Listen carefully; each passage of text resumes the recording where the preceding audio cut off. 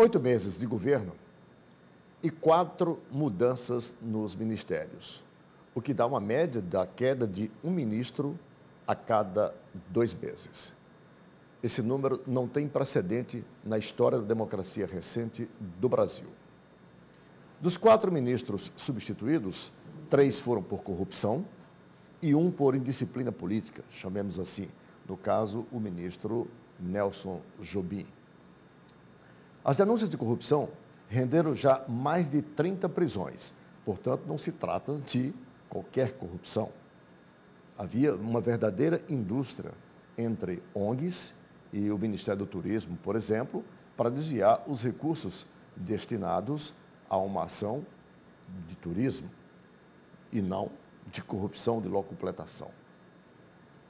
Defeito do atual sistema de governo ou defeito do chamado presidencialismo de coalizão, que nesse instante vulnera, sobretudo, a ação da presidente Dilma.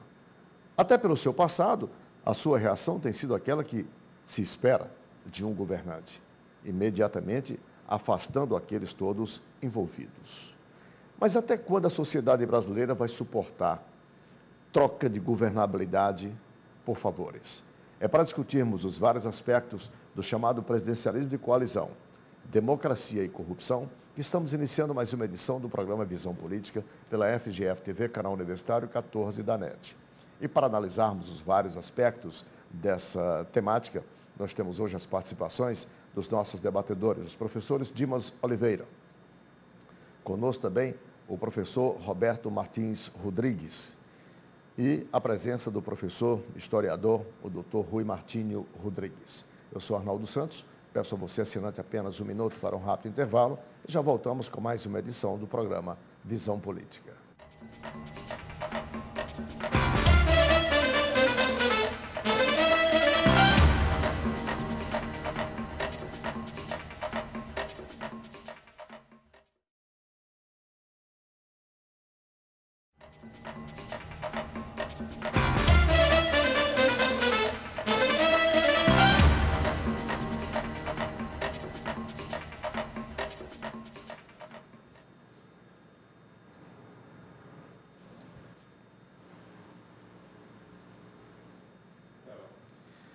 Ok, estamos de volta com o primeiro bloco do programa Visão Política pela FGF-TV, canal universitário 14 da NET, rede pública de televisão cearense.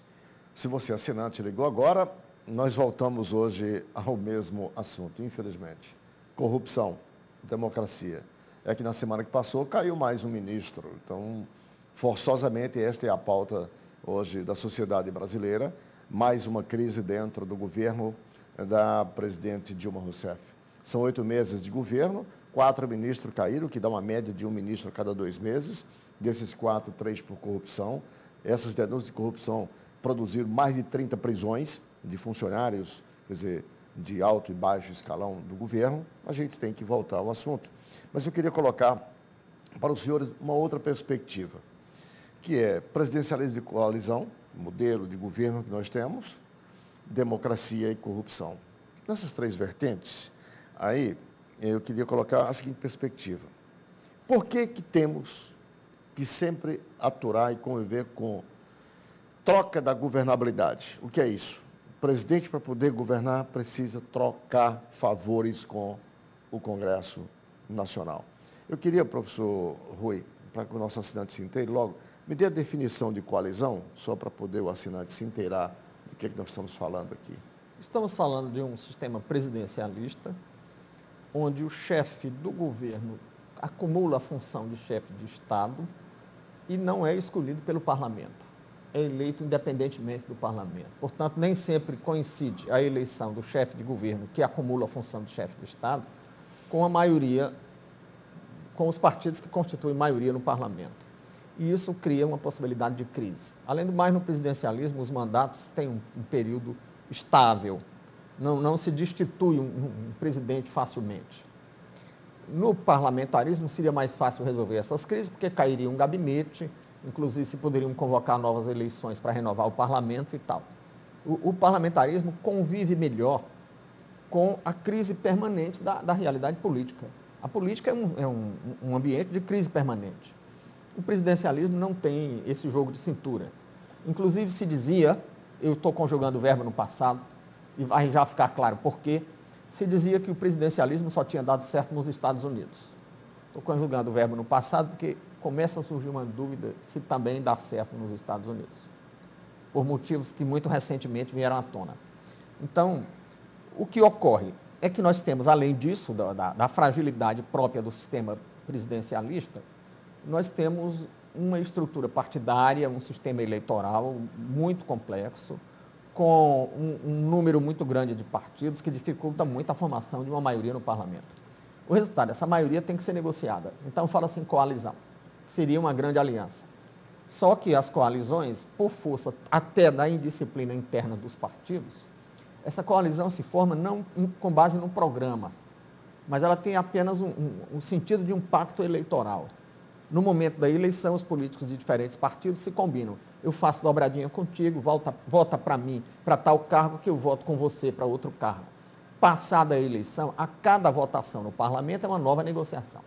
Eu chamaria não de presidencialismo de coalizão, eu chamaria de presidencialismo de barganha.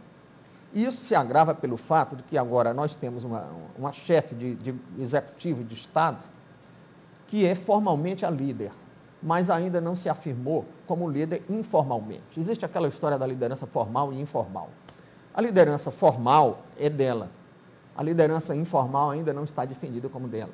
E tem um ex-presidente que está exercendo por fora uma liderança informal muito forte. A circunstância da eleição da presidente cria uma dúvida sobre a possibilidade de ela realmente exercer a liderança informal. Além disso, nós temos um choque entre os velhos vícios e os novos tempos. Os novos tempos são uma internet que torna as coisas muito públicas, uma imprensa livre, um Ministério Público autônomo atuando. E os velhos vícios, que são a tradição de corrupção da vida pública brasileira e dessa barganha feita com base em trocas de favores nem sempre respeitáveis, nem sempre dignos. Nem sempre republicano, para usar um E me parece que nós moda. estamos assistindo a uma tentativa de recompor essa base, que inclusive é grande demais, sugere problemas de partido único, o massacre da oposição nas últimas eleições, o que é próprio dos estados fortes. Então, esse massacre de oposições cria no horizonte uma imagem de partido único, com os problemas internos de partido único. E isso está levando ao chamado fogo amigo. Essa chuva de denúncias expressa a situação de conflito interno na ampla aliança. E eu diria mais, Arnaldo, eu diria que também o fato de que as tendências são contínuas, os comportamentos que tendem numa direção são continuados, e que a corrupção no Brasil está ultrapassando todos os limites do tolerável. Dimas, eu vou deixar o Roberto para falar imediatamente após você, embora possa interagir com você, mas eu queria colocar para ti, Dimas, para você a seguinte perspectiva. O governo de coalizão tem início ainda durante a campanha na formação das chamadas coligações. Aqui o professor Rui aludiu, quando os vários grupos de interesse se reúnem com um único objetivo, vencer a eleição, fazer a maioria para vencer a eleição. No voto proporcional, gera aí o primeiro desequilíbrio. O presidente se elege, mas ele não se elege com uma bancada que ele não precisasse da negociação. Ou seja, um homem, um voto, dá esse desequilíbrio. O presidente se elege, mas os partidos coligados, cada um tem apenas uma fatia, uma fração dessa eleição.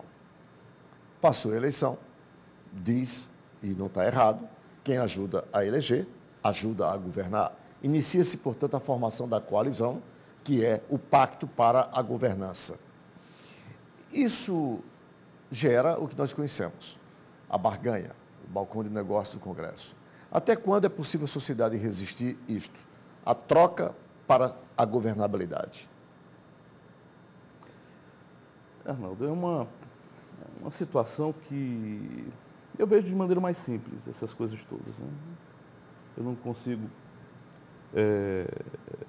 a forma que parece explodir como sendo complexa, barganha, corrupção, contradições entre partidos, eu não vejo assim. Tem um sistema capitalista aí, todos os partidos querendo gerenciar de uma forma ou de outra. Do ponto de vista econômico, se você for analisar todos os partidos, dificilmente encontraremos diferenças fundamentais de como é que a economia deveria ser tocada. Do PSDB, que iniciou esse modelo, ao PCdoB, que há 30, 40 anos queria uma revolução social, todos estão e todos participam de uma mesma visão, uma única visão, que é gerenciar nessa perspectiva. Dilma, ela já tinha muito poder, na aparência as pessoas não viam, porque se observa muito, as pessoas são pautadas pelo que a mídia arvora como sendo a liderança política, a fala no Congresso, a presença constante na imprensa. Dilma já tinha um controle importantíssimo na medida que era a mulher que dirigia o PAC. Ora, todas as decisões essenciais de governabilidade na relação entre o público e o privado passavam nas mãos da Dilma. Ela não chegou onde está à toa. Ela que chamava os grupos, por exemplo, as empresas judias de construção civil, para discutir, por exemplo, na crise americana, o que é que eles deviam fazer. Quem dava puxão de orelha no Steinbrück? Quem chamava o Gerdau para conversar era a Dilma.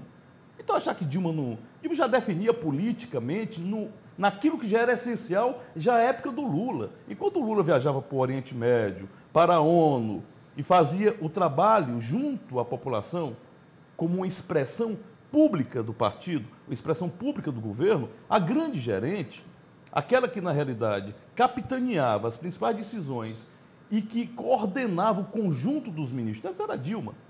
Ora, já tinha esse poder e agora a presidência da República com uma caneta na mão. O que acontece efetivamente, os gregos já diziam que a vitória só é completa quando o derrotado assume o discurso do vitorioso. Quando eu vejo o presidente do PSDB dizer: queremos que a presidenta não só tire as pessoas, mas atinja-os, punindo-os, isso é a clara manifestação de prostração de toda a oposição.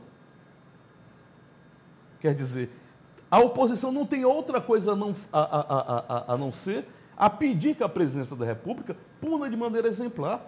Quer dizer, a própria oposição bebeu nas águas da opinião pública, no sentido que a Dilma não foi atingida por isso. Quer dizer, as críticas de denúncia para a opinião pública parecem ser até boas para que a presidenta possa, pela primeira vez, fazer o governo que seria dela. E a oposição, sem querer, indica isso quando diz que ela pegou uma herança maldita do Lula, uma cultura maldita do Lula. Quer dizer, todas as crises que aparecem, todas as quedas de ministro no governo Dilma, só fortalecem a imagem dela junto à população. No sentido de que, pela primeira vez, a grande gestora terá a oportunidade de fazer no governo a sua imagem. A relação entre público e privado, corrupção, é típica do capitalismo. A corrupção, ela não é algo fora da lógica do capitalismo. Nos níveis que aí está, por exemplo, e isso é importante, aí o que nós estamos presenciando nesse momento é uma racionalização da gestão administrativa do governo federal. Na medida em que, quando ela chama o PMDB, ela diz: olha, o ministério é de vocês, faça o que quiser com o ministério. Agora, desculpe, a forma de fazer política, através de ONGs que não existem, através de contratos que não servem ao setor público, num país pobre como o nosso, é uma atitude criminosa. Deixa eu colocar Então, acho que, para finalizar, eu acho que, na realidade, Dilma nunca esteve... Só antes de você finalizar, teve um momento que você falou na função que a oposição, a pseudo-oposição, porque nós não temos oposição, exerce. E eu me lembrei que partiu do Pedro Simon, que apesar do PMDB é oposicionista, Claro. entre aspas, ele é que liderou agora o movimento em favor da Dilma. Claro. Reuniu não sei quantos senadores para apoiar a Imagine, presidente. do ponto de vista social, a grande figura que representava a parte boa do PMDB, no que diz respeito à grande imprensa, não é? Assumindo a perspectiva de defender a presidência da República. embora seja louvável essa atitude desses 10 senadores, e aí você citou o Pedro Simon, eu poderia citar o Jarbas Vasconcelos no PMDB, entretanto eu descreio dessa boa intenção, me parece, menos pelo Pedro Simon e pelo Cristóvão Buarque, que são 2 cidadãos que a gente conhece a postura de cada um deles, os demais é mero oportunismo nesse instante, que enxerga aí uma possibilidade de ganhar visibilidade midiática. Desconfio muito que seja efetivamente, se tenha essa intenção. Há um senso de oportunidade ou de oportunismo aí muito grande. Mas, Roberto, quando o Dimas alude com propriedade que nada do que está aí, ele diz isso para poder dizer que enxerga de forma mais simples, pode ser surpresa para a presidenta, porque ela gerenciou durante os 2 últimos governos tudo isso que aí está, eu ouso discordar do Dimas e colocar para você, dizendo o seguinte: isso só aumenta a responsabilidade que a presidenta tem nesse instante sobre isso. Pois se ela conhecia tudo isso nos últimos 8 anos, ela teve a oportunidade de corrigir, de não aceitar que se mantivesse a mesma estrutura, que ela já sabia que não era boa. Ela podia, pelo menos, ter montado uma estrutura, começado com pessoas outras, para tentar impedir isso que aí está. Se não o fez, me parece que só aumenta a responsabilidade da presidenta. Você, que percepção, que leitura faz disso? Ouso discordar um pouco disso, porque, como nos ensina sempre o Rui, do tal presidencialismo de coalizão, cabe aos partidos indicar os nomes e a presidenta, como ela prefere ser chamada, cabe apenas verificar por cima se aquele nome se adapta, se ajusta ao que ela pretende como presidenta. Não cabe a Dilma nem a nenhum outro presidente no atual sistema fazer uma investigação se o fulano indicado é honesto ou não é, virtuoso ou não é. Por outro lado, Arnaldo, mas o governo tem um sistema de informação que levanta a vida do cidadão antes dele ser o cargo. Alguns cargos ele passa pelo sabatina do Senado, não é tão simples assim. Não, mas ministro não. Só na área do Itamaraty, de certos conselhos da República. Tribunais e tal. Que também não adianta nada, né? Porque são questõezinhas apenas formais e para cumprir o ritual. Porque naquela hora não se... Ora, a gente conhece uma pessoa, casa com ela e só descobre que não é exatamente aquilo que o encantamento mostrava. Anos depois, avalie nessa área política. Eu sou uma pessoa de 81 anos, que desde menino que vejo negócio de política. E eu acho que a política sempre teve seus altos e baixos, sempre teve casos de corrupção.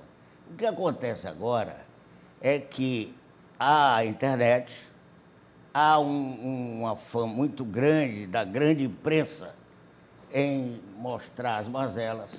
Houve o ingresso na política dos grandes empresários, mais diretamente, e isso trouxe à luz do sol aquilo que sempre houve em menor dimensão, até porque não sabia totalmente. Nesse ponto eu estou com o Dimas. Eu acho que é do sistema capitalista, em que o lucro é o grande estímulo, é o grande objetivo, de qualquer maneira. Eu ouvi uma vez, eu estava numa repartição pública aqui, acompanhado de outro advogado, por sinal, que foi procurador-geral do Estado, quando eu ouvi alguns empresários, que eu não sei identificar, às vésperas de uma licitação, combinando quem devia ganhar aquela e a segunda quem devia, escalando o sucesso licitatório, que aliás eu sou totalmente contra esse procedimento de licitação. Eu acho que é uma presunção que se estabelece contra os governantes, eles deviam escolher livremente, justificando e sendo fiscalizados, porque a licitação é uma porta aberta para a corrupção. Essa que é a realidade. Então eu não sou espantado com esse negócio, não. Eu sou parlamentarista, acho que é o grande sistema, e não se pode comparar o presidencialismo americano com o nosso, porque lá é um misto, essa que é a realidade. O presidente é realmente controlado pelo parlamento americano e pela Suprema Corte, né? O nosso judiciário é fragilizado na medida em que decide e não exige o cumprimento das decisões. Então, é essa a minha visão. Bom, eu vou encerrar esse bloco para quando nós voltarmos, colocar, portanto, na perspectiva da análise de vocês, o seguinte: democracia não combina com corrupção, porque essa corrupção, ela desequilibra, quer dizer, não só o pleito eleitoral, como ela atinge as instituições da democracia, que vai desde o desvio de recursos até os assassinatos que a gente vê hoje por aí de autoridades. Não estou falando nem dos assassinatos dos homens comuns, não. Estou falando recentemente do caso do Rio de Janeiro. Então, quando voltarmos, vamos analisar exatamente o quanto de desequilíbrio você tem na democracia, no atual sistema, em função exatamente dessa corrupção. Um instante só e a gente volta.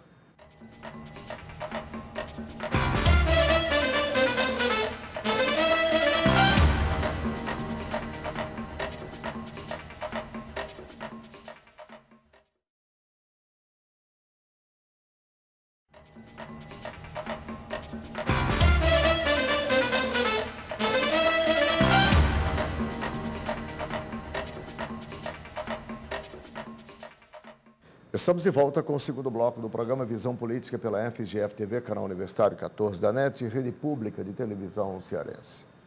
Temos hoje as participações dos professores Roberto Martins Rodrigues, Dimas Oliveira e Rui Martinho Rodrigues.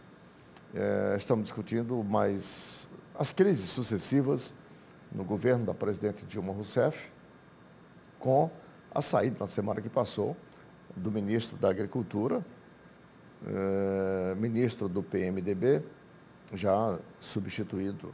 E eu queria introduzir agora o seguinte, é que as razões são sempre as conhecidas.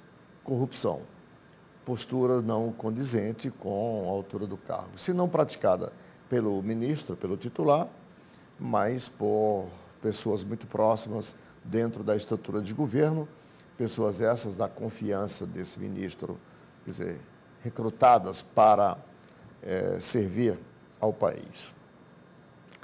O Dimas aludiu de que no sistema capitalista os partidos têm os mesmos interesses, que é gerenciar exatamente a sua fatia de poder legítimo. O sistema democrático é. Só que esses partidos, quando ascendem ao poder e vão para esses cargos, eles vão gerenciar algo que não lhes pertence do ponto de vista da propriedade, algo que pertence à sociedade brasileira. São os recursos públicos de todos nós. E é aí onde caracteriza-se, portanto, a corrupção, na medida em que se apropriam não só do espaço de poder, que a política legitimamente lhes confere, mas se apropriam dos recursos oriundos de que esse espaço de poder lhe permite. Então, as coisas eu não vejo com tanta simplicidade assim. E era isso que eu queria colocar para os senhores. Nessa perspectiva, a nossa democracia, então, e o nosso sistema tende cada vez mais a piorar, porque essa corrupção desequilibra. Se eu estou no poder, tenho mais verba, desvio mais, no próximo pleito, o que é que vai acontecer? Professor Rui. Retomando aqui o fio da meada, nós temos uma chefe de governo que era uma espécie de primeiro-ministro no governo anterior. Mas ela tem um estilo pessoal muito incisivo, muito afirmativo, e havia o presidente que como que lubrificava as engrenagens do poder. Acho que está faltando esse lubrificante agora, né? Por outro lado, esse lubrificante representava uma certa tolerância com a corrupção, que está se tornando difícil de manter, porque, como ressaltou aqui o Roberto, hoje as coisas são mais públicas. Hoje tem câmera em todo canto, toda transação bancária deixa rastro, a informatização do mundo criou esses mecanismos de identificação dos caminhos por onde o dinheiro circula. E a presidente está tendo mais dificuldade em exercitar essa tolerância ou está querendo reconstruir a base. Em outros termos, seja porque a base está grande demais, não tem cargo para todo mundo, seja porque os resultados eleitorais desequilibraram as forças componentes, os partidos sejam eles quais forem, como disse bem o Tim, Não há diferença entre eles. Não tem nem Não Se tem. você ler, olha, a minha mãe, que assessorou o Dom Helder no Rio de Janeiro, foi encarregada por ele de fazer uma análise dos programas partidários. Ela chegou à conclusão que bastava examinar um. Né? O mais diferente um pouquinho, Houve essa convergência. tirando o Partido Comunista na época, era o Partido Democrata Cristão, PDC. Houve essa convergência dos partidos, que o Dimas assinalou muito bem. Hoje não tem mais ninguém dizendo, vamos repudiar a dívida. Hoje não tem mais ninguém dizendo, show capital estrangeiro. Hoje não tem mais ninguém dizendo, viva o déficit público. Você podia Então, imaginar houve uma convergência o Inácio Arruda recebendo a homenagem de uma entidade empresarial? e pedindo tempo subsídio para uma atrás. multinacional. Né? Pedindo subsídio para uma multinacional, né? Então, houve essa convergência. Então, as questões se tornaram mais personalistas. As pessoas querem mais cargos para si. E é bom lembrar que os cargos têm um ônus e têm um bônus. Qual é o ônus? O ônus é o desgaste de governar. Sobretudo num país onde os serviços públicos deixam muito a desejar. Os usuários de qualquer serviço público não estão satisfeitos. O ônus é grande. E principalmente no umbral de uma recessão mundial, onde talvez seja possível nós pararmos um pouco a farra e a gastança e fazermos alguns cortes, apertarmos um pouco os cofres públicos. Isso vai gerar mais insatisfação ainda. Como é que as pessoas querem esse desgaste? Querem esse desgaste porque tem o bônus. Qual é o bônus? O bônus é dispor de verbas públicas para financiar a campanha e ficar com um troquinho para fazer patrimônio. E essa é uma tradição da vida pública brasileira. Ou então o contrário. Aí o cidadão que não tem acesso a essas verbas públicas, que pretende pleitear um mandato, o faz, mas não passa longe. Não tem oportunidade. Passa longe sem nenhuma oportunidade. Então isso desequilibra muito Portanto, o sistema nenhum democrático. político sobrevive se não estiver à sombra do Estado. Isso está criando no horizonte o quadro de um partido único. A oposição está doida para aderir ao governo, porque senão não sobrevive. Hoje mesmo, aliás, há dias, né, estamos gravando, a presidente se reuniu com o ex-presidente Fernando Henrique e com o governador Alckmin. E apareceu jantando ou almoçando com um de cada lado na imprensa. Não é a primeira vez que ela faz mimos ao PSDB. E o Fernando Ela Henrique? como que acena para o PSDB está doido para ir. E isso, de certo modo, é uma ameaça ao PMDB e a outros partidos da base. Mas isso também é uma convergência difícil de evitar. E cria um quadro de partido único com todos os problemas de partido único. Corrupção e tudo mais. O Dimas gosta de lembrar capitalismo, mas eu gosto de lembrar que a corrupção foi o que derrubou o socialismo real. E eu gosto de lembrar que essa relação espúria entre Estado e a fazenda privada é do patrimonialismo, que é uma estrutura pré-capitalista. Mas, na realidade, nunca existiu socialismo. Né? Aí você tinha um capitalismo de Estado. Esse negócio disso não tem. Para quem leu Marx, como eu li, dizer que a União Soviética é socialista nunca foi socialista. Quando, na realidade, o que acontece hoje, do ponto de vista internacional, quando se discute corrupção, é uma coisa uníssona. Desde a cultura italiana, que é a cultura dos tribunais, ou a cultura anglo-saxônica, que é das controladorias. As duas culturas se unem num aspecto, que antes de você identificar o agente corruptor, você tem que verificar quais as áreas da administração pública passíveis da ação corruptora. Ora, significa uma compreensão de que, se você for atrás dos homens, né, essa visão idealista, você não vai resolver nada. Porque você nunca pode ter segurança absoluta de quem vai assumir uma determinada posição. Isso não existe. Você tem que entender quais as áreas da administração pública, por isso que os procedimentos têm que ser claros, os procedimentos têm que ser divulgados, como o Rui falou, transparentes, para que a população possa, interagindo com o conjunto dos processos, entender o que está acontecendo. Por exemplo, e já se adiantou muito em relação a isso. Quando você tem um Tribunal de Contas dos Municípios que nasceu como órgão de orientação e tem um portal, por exemplo, para falar das coisas, do que está acontecendo no que diz respeito às licitações, as pessoas já podem verificar isso. O que existe de fato hoje é que, com a internacionalização da economia, a corrupção de uma republiqueta acaba por atingir a economia internacional. Um governo corrupto na Rússia interfere na Bolsa em Londres, como nunca existiu antes. Governos despóticos no Oriente Médio, que não respeitam a sociedade civil, interferem na reprodução do capitalismo. O dinheiro não pode circular sem democracia. Um dos casos mais Mas singulares... a democracia também não pode se fortalecer com a corrupção. Essa é a grande começa... contradição, porque democracia no capitalismo significa democracia para garantir que todos têm o direito de ter a propriedade privada, os direitos privados. Então você cria uma contradição terrível. Por quê? Porque na medida em que essa democracia ela representa o direito de garantir a propriedade privada dos meios de produção, eu crio uma contradição terrível. Por quê? Porque eu tenho uma família Agnelli que controla, por exemplo, a Fiat na Itália, ou tem um Berlusconi que tem um controle absoluto em alguns meios fundamentais da vida do povo italiano. Então, quando esse cara chega à política, ele chega muito poderoso. Então, quer dizer, você tem aqui no Brasil, por exemplo, grande parte do PIB na mão de meia dúzia de grandes grupos econômicos. Isso tem interferência absoluta. Você estava falando inicialmente na questão do Lula, quando se fala das concessões. O Lula entendeu muito cedo que quando a esquerda queria expropriar Ford, ele disse assim, ninguém expropria Ford.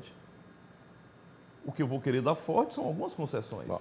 Daí essa cultura de saber trabalhar essas contradições é que fez com que ele disse assim, para que eu pudesse desenvolver a Bolsa Família e tirar milhões da miséria, como ele tentou fazer, ele fez concessões.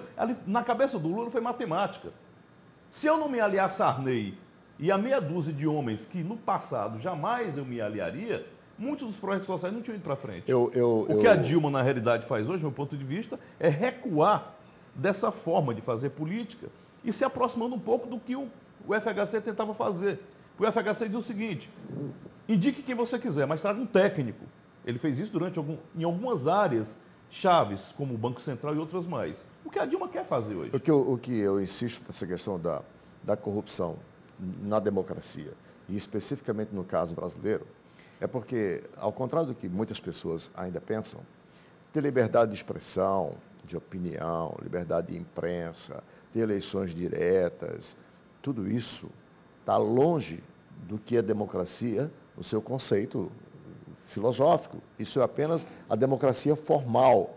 Essa nós temos, e essa provavelmente a corrupção não vai abalar de jeito nenhum.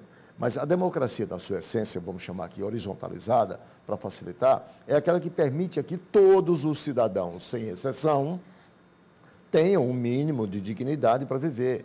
E nós estamos falando de um Brasil que ainda tem 16,5 milhões de pessoas vivendo na extrema pobreza.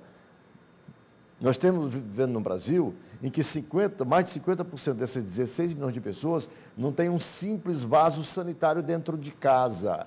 É aí que a democracia não chega, e não chega por conta desta corrupção. Porque esse dinheiro que devia chegar a essas pessoas não chega por esses desvios e as pessoas são obrigadas até hoje a viver de bolsas, ou seja, viverem de doações. Né? E isto não é possível essa tese de democracia, tolerar a democracia. Essa tese de democracia como estado de bem-estar dá um programa todo, só para ela. Agora, eu penso que o que no momento a população a pergunta que está na cabeça da população é: nós temos um surto de moralização no Planalto ou nós temos uma política de aparentar virtude para fazer uma nova articulação de base política? Não mudar nada, né? Me parece que temos uma política de aparentar virtude. Até porque, como o Lima lembrou há pouco, a presidente veio desse jogo. Veio de uma base ampla. Ela tem um histórico, mensalão e tudo mas mais. Ela tem um histórico que é de virtude na sua vida.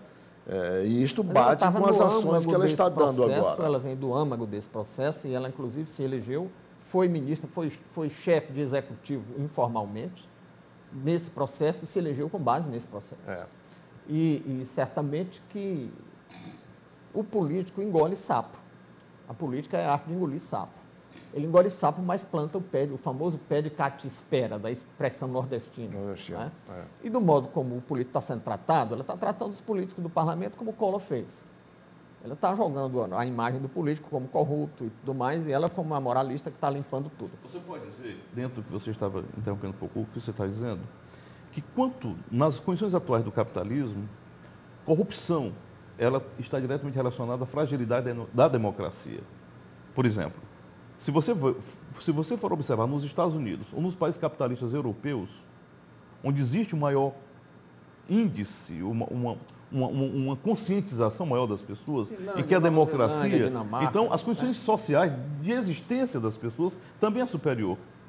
Por outro lado, quando você tem a corrupção em níveis, como você encontra por exemplo, na África ou no Oriente Médio, as condições objetivas da população caem E drasticamente. as instituições jurídico-políticas são mais frágeis. Em alguns setores, a nossa corrupção não está muito distante da África, não, que você se referiu, não. Porque antes, quando se falava de percentuais de 10%, já era um absurdo. E hoje já se fala em percentuais de 20% e até de sociedade meio a meio. Né? Em alguns casos, dizer, Agora, a gente tem conhece, um ponto aí, que eu então, queria colocar aqui na discussão. É que os afagos da presidente à oposição e a ansiedade da oposição em se aproximar da presidente, a volúpia do namoro aí, também pode levantar aqui uma suspeita de que haja uma tensão entre a criatura e o criador. É um processo de substituição também de parte de uma base que a incomoda nesse instante. Pode ser. Isso é uma também. tática. Isso é uma tática, E, está na cara. inclusive, que é uma algumas frases do Pois é. ex-presidente. Não Para passa pro- disso. Para um processo de substituição, se for E o o caso, Fernando ou de Henrique está ameaça. doido para aderir, porque está brigando internamente com o partido dele há muito Porque tempo. a imagem que fica... Os grandes líderes hoje do PSDB, eu chamo grandes por uma questão de cacoete meu, mas os chamados líderes do PSDB, todos são contra o Fernando Henrique. Então ele quer se livrar se aproximando da Dilma. Mas o Pra se Alckmin também tornar estava no um- almoço. Hein? O Alckmin também estava no almoço. Sim, Então, mas você o vê Alckmin seguinte, não é líder. o Alckmin senador é de eleito Minas, lá, o governador, a Aécio falta também... de um candidato contra. mas o Aécio também está É? bem quietinho no Senado, É. não mexe com o governo. Mas o fato é o Do seguinte, ponto de vista programático, Não é a diferente. não ser pelas Não é. divergências Os conflitos são de personalistas. alguns conflitos personalistas, se você tivesse a unidade de segmento do PSDB com o PT, do ponto de vista da gestão do capitalismo, É muito mais fácil do que unir com o PMDB. é muito mais fácil na prática. Muito mais fácil, Muito mais fácil. claro. Entendeu? Do ponto de vista objetivo. Com alguns quadros do PDT, com alguns quadros de outras organizações que se colocam lá, que procuraram uma certa homogeneidade de como se Deixa eu- observar a deixa eu coisa. fazer. Portanto, há uma falta de espírito público aí.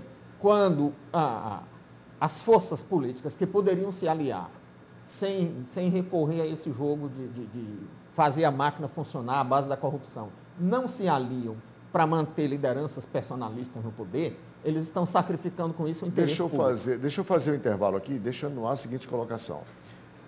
Para que vocês, quando voltar, possam analisar, eu quero começar com o Roberto, que participou menos nesse bloco, é a seguinte perspectiva. A corrupção existe porque a democracia é frágil no Brasil, ou porque temos uma democracia ainda apenas pela metade, a informação, ou a democracia é frágil porque esta corrupção, quer dizer, a fragiliza. Quer dizer, É um círculo. vamos discutir esse aspecto no próximo bloco. Um instante só e a gente volta.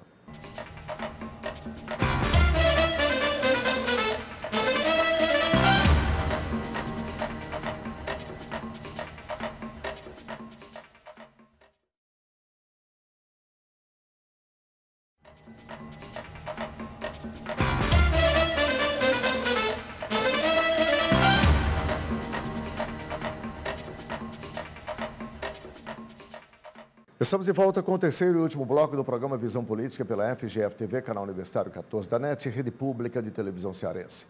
Hoje com as participações dos nossos debatedores Roberto Martins Rodrigues, Dimas Oliveira e Rui Martinho Rodrigues, estamos discutindo presidencialismo de coalizão, democracia e corrupção. Isso não é para rimar, apenas uma coincidência aqui dos pode não termos. ser um bom verso, mas é uma boa rima. Pois é. Roberto, eu queria começar com você, com base no tema, no questionamento que eu deixei no bloco anterior. A corrupção existe porque a democracia é frágil, portanto não consegue coibi-la? Ou a corrupção fragiliza a democracia? Porque há aí uma simbiose, né, nessa... Ao que se sabe, a corrupção é universal. Está na natureza do ser humano. Não vamos agora dizer que a democracia influi ou não influi na eclosão da corrupção, na maior ou menor dimensão com que ela é praticada. Até porque hoje o que se observa é a publicização dos eventos danosos ocorridos em virtude da corrupção, que antes era muito difícil a gente saber. Quando sabia era um caso ou outro, e hoje já se pune o maior, aquela pessoa que tem mais importância social, não talvez no número que a sociedade deseja, ou a grande imprensa do Sul deseja, que aí não pode deixar de colocar esse problema da grande imprensa, porque ela própria não tem nenhuma virtude. E aparece como a virtuosa, como a ditadora da moralidade e tal. Então, eu acho, Adalto, que eu sempre coloco esse exemplo. Num determinado evento religioso, em que eu cheguei atrasado e fiquei numa roda de pessoas do mundo empresarial, essas pessoas estavam falando mal dos políticos. Todo político é corrupto, precisa acabar, não sei o quê. Quando eles terminaram de agredir os políticos de um modo generalizado, eu perguntei a um deles, com quem eu tenho mais intimidade, se ele já tinha tirado alguma vez multas da área do trânsito sem fazer defesa. Ele disse, claro, Roberto, eu vivo tirando. Então eu pergunto, aí eu disse, vamos conversar sobre futebol. Porque isso mostra que o problema de corromper, de se desviar daquilo que é realmente ético, é da natureza do homem. Isso eu acho. Sim, mas o que não invalida é que se tenha mecanismos de controle para coibir mas isso, lógico, quando este homem está no exercício. Não só mecanismo de públicas. inibição, como de punição. Não estou contra, não, pelo contrário. O que eu estou dizendo é que em qualquer regime político, democracia e tal, isso existe. Agora, só para eu completar, mas na verdade, eu acho que a corrupção pode até atingir a democracia formal, na questão da eleição, de escolher aquele que tem mais dinheiro, tal, tudo isso eu concordo, pode haver. Mas eu acho que o que nós temos que colocar é o problema daquilo que um grande escritor colombiano chamava de democracia funcional, isto é, adequar a ação governamental ao bem-estar, à dignidade do ser humano, como você colocou muito bem na questão dos sanitários, da água de potável. Eu encontrei anos atrás, numa cidade aqui do interior, que não seria tão atrasada, com o senador Pompeu, um dos donos de família, chefe de família, andando de jumento não sei quantos quilômetros para trazer água para o sítio, para a casa dele. Para a realidade do Ceará, esse era um privilegiado que tinha um jumento, porque em alguns casos se leva água na cabeça mesmo, ou no ombro, num galão de água. Então isso mostra o seguinte, que na democracia funcional, que o Estorro Sarria assim chamava, se volta a ação governamental para satisfazer pelo menos as necessidades básicas do cidadão. Isso é mais importante do que esse agora da democracia formal. É nessa perspectiva que eu quero insistir, Rui. É a corrupção que fragiliza a democracia ou é a democracia que permite a corrupção? Eu acho que nem uma porque coisa não tem nem controle. Eu acho que fragiliza, não. Eu penso que o Roberto coloca muito bem que a tendência à conduta antiética é universal. Mas as instituições jurídico-políticas, a prática democrática, contém isso em limites mínimos. Né? A gente não pode comparar Finlândia, Nova Zelândia, Dinamarca com África, América Latina. São quadros muito diferentes e essa diferença está nas instituições jurídico-políticas. E a razão também não entra a educação, né? Mas começar da educação assim, doméstica. Mas mesmo assim, Roberto, sabe, eu sou um pouco cético com o poder da educação. Não, mas não estou falando da educação da escola nem do colégio, não. Que hoje seria até lamentável, porque de um modo geral os colégios se transformaram em instituições comerciais. Mas basta ver os jornais. Mesmo aquelas instituições que pregam... Estou falando em casa. Mesmo aquelas instituições que pregam condutas ilibadas, essas instituições, geralmente, os seus líderes e os membros Estou de acordo. Vamos falar abertamente. Estou de acordo. Nas igrejas, as lideranças religiosas dão shows de escândalos, né? É a velha hipocrisia. Né? Então, que é menos mal do que o cinismo atual na política, porque, afinal de contas, a hipocrisia é aquele tributo que o vício paga à virtude. Né? E hoje nós estamos caminhando para o cinismo aberto, dizer, não, é assim mesmo na política e tal. Mas eu penso que se nós conseguíssemos aperfeiçoar o nosso sistema eleitoral, as nossas instituições jurídicas políticas. E acho que já caminhamos um pouco, demos uns passozinhos tímidos nisso. Essa quantidade toda de prefeito preso, essas pessoas todas presas nessas investigações, resultam de um Ministério Público independente, que o Ministério Público tem algumas coisas, tem algumas queixas a serem feitas do Ministério Público, mas ele tem sido atuante. Tem muito mais acerto que os reparos que a gente teria que fazer. Quer dizer, merece que se reconheça o trabalho do Ministério Público.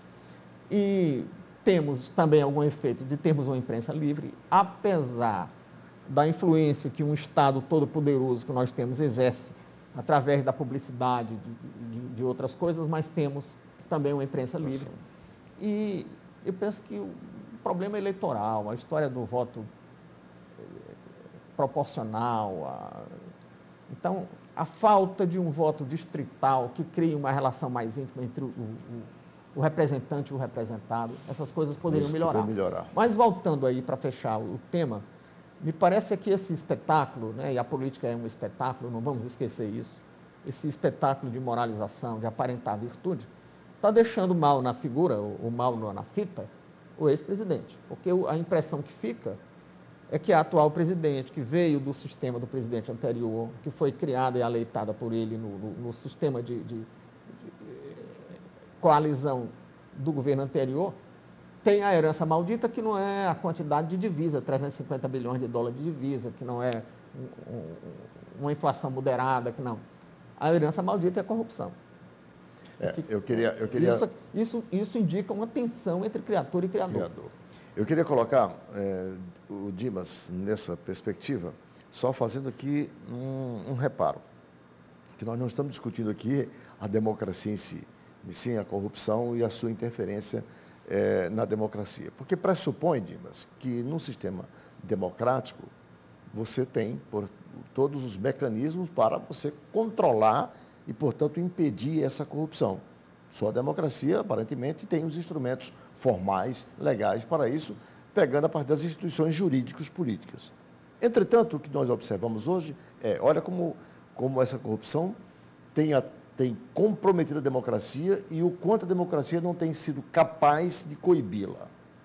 O Ministério Público, que o professor Rui acabou de aludir, sofre hoje sérias ameaças no Brasil inteiro, pressão, no Brasil inteiro. Agora mesmo no Ceará tem promotores ameaçados de morte porque estão investigando os prefeitos. Que é isso? Resultado da corrupção. O Ministério Público investigou, descobriu, o cara ameaça o sujeito, anda com escolta. Há uma semana, a juíza, que era tido como linha dura, sobretudo da área do combate à corrupção dentro da polícia, foi assassinada. E tudo indica que foi assassinada como um revide por essa sua postura. Olha aí como a nossa democracia não está sendo capaz de controlar esta corrupção e, portanto, se fragilizando, ainda que seja a democracia o meio mais eficaz para o combate a essa corrupção. Isso sinaliza que, a partir de um certo grau de corrupção, a coisa vira banditismo. Vira banditismo. Eu acho que... Eu discordo no essencial. Né? Eu acho que, do ponto de vista do que é a corrupção, concordo com tudo isso. Acho que o Brasil está anos-luz do passado no que diz respeito ao combate à corrupção.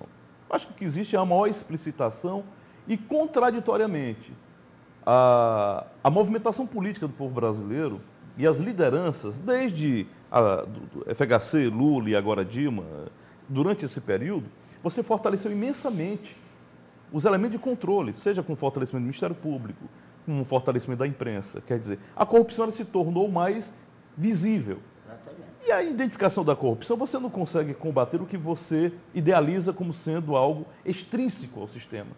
A corrupção só poderá ser combatida se você entender que ela é da natureza do capitalismo, que são as relações público e privadas. Dificilmente eu vou acreditar que um Congresso, na sua grande maioria comprado a peso de ouro, não esteja ali para fazer negócio. Quando perguntam ao Marx, já no século passado, o que é o parlamento burguês, ele diz, é uma casa de negociatas. A diferença é o seguinte, que negócios são feitos ali. Uma coisa, por exemplo, é um deputado querer, por exemplo, um deputado que representa, como nos Estados Unidos. Imagine que um grupo nos Estados Unidos represente um projeto Celera, que era o desenvolvimento do código genético, e que precisava, por exemplo, de liberações americanas, com célula-tronco, uma série de outras coisas, para que esses procedimentos pudessem para frente. Isso é uma coisa. Outra coisa é você artificializar. É o cara querer construir coisas que na realidade não existem. Pontes que não são necessárias. Quer dizer, a corrupção num país como o nosso significa matar pessoas, concretamente. Porque se você subtrai de uma população pobre ou de um erário fragilizado recursos mínimos que poderiam ser utilizados para áreas que não deveriam ser, isso é uma tragédia. Agora, por exemplo, quando os Estados Unidos viabilizam uma guerra legalmente definida pelo Senado, pelo Congresso americano, para vender ogivas para LG, para Ford, para General Electric, isso é uma corrupção terrível e institucionalizada. Mas essa então, é a deles lá. Eu estou me atendo à nossa no que diz respeito à corrupção, no que diz respeito à corrupção brasileira, eu acho que os tribunais de contas são fortes no Brasil. Quer dizer, se a gente comparar, apesar da fragilidade do número de pessoas para fazer um trabalho efetivo, eu acho que a imprensa observa todas essas coisas. E acho que desde o consenso de Washington, o que existe na realidade é uma exigência internacional, desde a Lei de Responsabilidade Fiscal, para que o Brasil comece a verificar de maneira mais clara a gestão dos recursos públicos. Inclusive tem um aspecto importante. Os tribunais de contas se queixam de impotência. A impotência dos tribunais de contas, veja bem, na realidade o que deveria existir é controle de resultados. O problema é que as cortes controlam a forma. O cara quer controlar uma licitação, então você às vezes se prende tanto à forma, que às vezes quando a forma está correta e o produto não é entregue no concreto, as pessoas não identificam, porque formalmente o papel aceitou tudo, que é a cultura, é a cultura dos nossos amigos europeus, da Espanha e cultura ibero-americana. Enquanto que nos Estados Unidos, o que vale é o resultado. O cara não está preocupado com licitação, não. O produto foi entregue, a qualidade é compatível com o que o povo está gastando, então vamos ver. Não interessa para a cultura anglo-saxônica se quem vai ganhar é Andrade Gutierrez ou a Camargo Corrêa. Entrega se o produto vai ser entregue e se o preço é de mercado. Isso é que é o fundamental. No Brasil é um inverso. É óbvio que pouco importa se quem vai construir os banheiros é a Associação Cultural de Pacajus ou a Associação Beneditina do Juazeiro. O importante é que se construa os banheiros. Isso. Tá? Isso é o que vale. Agora, mas quando não está acontecendo isso. Mas quando você fortalece a dimensão formal, eu fico imaginando quantas contas não foram aprovadas pelos tribunais de contas brasileiros com desvios profundos de recursos públicos, porque formalmente as coisas apareciam como sendo completamente isentas. Então, quer dizer, as coisas têm que ser analisadas de maneira mais... O que não é possível, de fato, uma economia como a brasileira, diante de um problema internacional sério, que se avizinha, que é uma crise internacional, com esse tipo de modelo de corrupção. Eu penso que enquanto os políticos precisarem de permanecer à sombra do Estado para sobreviver, nós não vamos ter o parlamento exercendo a importante função de fiscal do executivo, porque o parlamento fica cooptado. No primeiro mundo, eles precisam, quanto mais no país terceiro-mundista. Mas o que você está dizendo é correto. Quanto mais o país é pobre, quanto mais esses capitalistas necessitam de recursos públicos para manter-se no mercado, mais os problemas de corrupção irão aparecer. Eu penso que as agências de controle e os tribunais de contas deveriam ser fortalecidos também. Porque os mecanismos... Não tem força nenhuma para nada, nem interesse. Que os mecanismos... Haja vista as operadoras. Já tentaram destruir os tribunais de contas brasileiros. Aqui já houve um movimento para se vender auditorias privadas contra os tribunais. Um movimento fortíssimo no Congresso Nacional, dirigido pelo David Fleischer, lá da UNB. O que é fato é que... Dizendo que no Brasil tinha que acabar com o tribunal. Os mecanismos de controle existentes no Brasil, no que pese a importância que tem e a quantidade em que existem, não estão sendo suficientemente capazes de fazer esse controle na devida conta. Ou controle parte da base social não resolve. Nós não podemos negar que essa AGU faz um grande trabalho, como o Tribunal de Contas da União faz, mas não está sendo suficiente para controlar. Fica aqui, portanto, essa nossa reflexão sobre a fragilidade da democracia e dos seus mecanismos de controle para coibir essa corrupção. E certamente vamos voltar a este assunto outras vezes, inúmeras vezes, porque isso dá vários, a corrupção não acaba, né? Não é sem incômodo, eu comentava com o Rui antes de você chegar, não é sem incômodo que a gente volta sucessivamente a discutir esses assuntos, quando teria outros assuntos para a gente discutir, mas esse é o que mais nos aflige, a gente tem que estar batendo sempre. Com essas colocações, finalizamos mais uma edição do programa Visão Política pela FGF-TV, canal Universitário 14 da NET e Rede Pública de Televisão Cearense. Agradecendo aqui aos nossos debatedores, os professores Roberto Martins Rodrigues, Dimas Oliveira e Rui Martinho Rodrigues, e em especial agradecendo a você, assinante, com o convite para um próximo programa. Muito obrigado e até lá.